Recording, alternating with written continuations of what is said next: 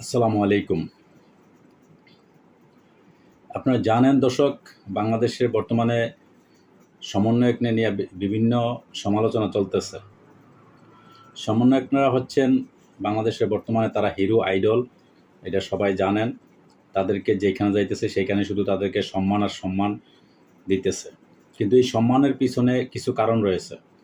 যেমন গত 5ই August, July August 2 মাস বাংলাদেশে 36 দিনের রক্তক্ষয়ী যুদ্ধ, বৈষম্যবিরোধী ছাত্র আন্দোলনের নেতৃত্ব দিয়েছিল তারা। সেই সুবাদে 5ই আগস্ট স্বৈরাচারী শেখ হাসিনা যখন দেশ থেকে পালিয়ে যায়, তখন তারা মোটামুটি মানুষের সামনে বা তারা সবার সামনে চলে আসে এবং তারা মানুষের একটা ভালো একটা প্রিয় জনপ্রিয় হয়ে ওঠে।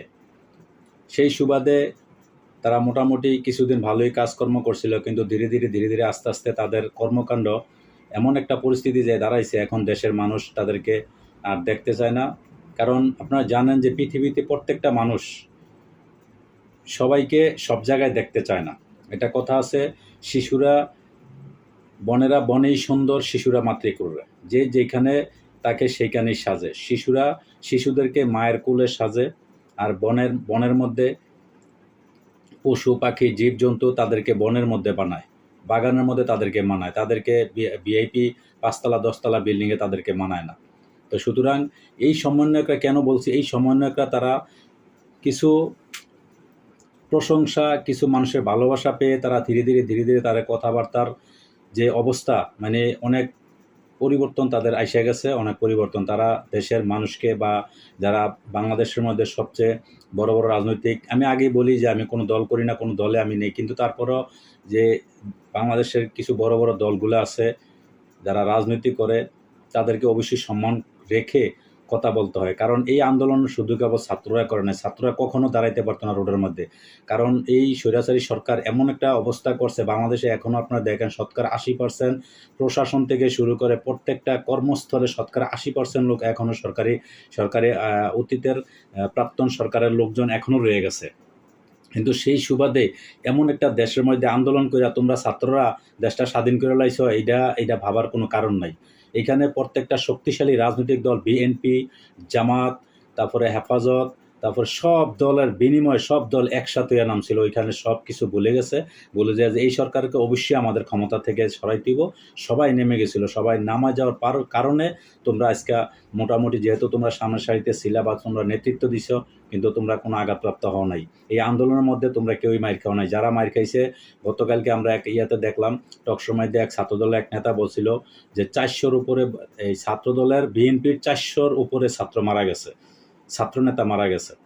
কিন্তু তারা কখনো এটা বলে না, বা এটা কখনো আপনাদের এই ছাত্র যারা বর্তমানে আছে, সমন্বয়ক আছে, তাদের মুখে কখনো এই কথাটা আসে নাই যে ছাত্রদলের বহু লোক মারা গেছে, এই করছে সেই করছে, কোনো পরিচয় দেয় না। কেবল তাদের একটাই কথা, শুধু ছাত্র জনতা। যাক, ছাত্র জনতা বলতে এখানে সবাই, তখন কিন্তু কোনো দলের নাম নিয়ে এখানে আন্দোলনের মধ্যে কেউ আসে নাই। সবার কথা একটাই ছিল, এখানে কোনো দলমল কিছু নাই, সবাই আমরা রোডে নাইমা যাব, সবাই আমরা তাদের বিরুদ্ধে এখন যুদ্ধ ঘোষণা করলাম। এটাই ছিল কথা। যাক, এগুলা অনেক বড় কথা।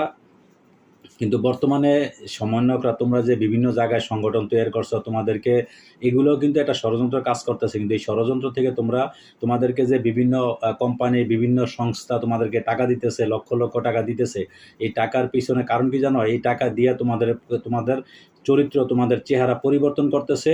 কিন্তু জনগণ থেকে তোমরা ধীরে আস্তে আস্তে মানুষের যে একটা ভালোবাসা পাইছিলা, সেই ভালোবাসা থেকে কি করছো? তোমরা দূরে সরে যাইতেছো। কিন্তু এখনো সময় আছে, কারণ এই সুযোগটা তোমরা করে দিতেছো।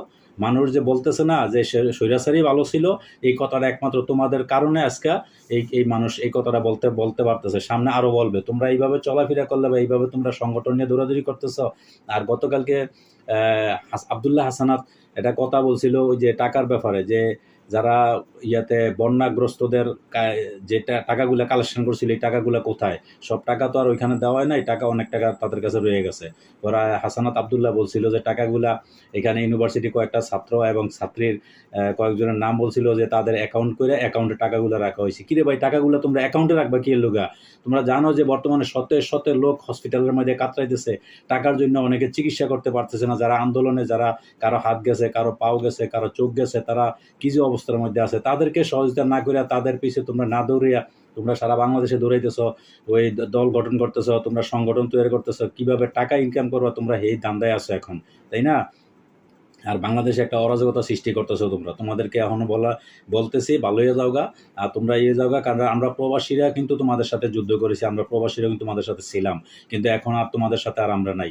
তোমরা একবারে ঠিক ডাস্টবিনের মধ্যে যেভাবে ময়লা নিক্ষেপ করে না, তোমাদের ঠিক একই অবস্থা হইব। তোমরা বাংলাদেশে কি, তোমরা তোমরা কোনো দলের কোনো সংগঠনের তোমরা কেউই, তোমরা ছাত্র, জাস্ট তোমাদের পরিচয় হচ্ছে তোমরা ছাত্র, এখনো তোমরা ছাত্র হিসাবে আছো।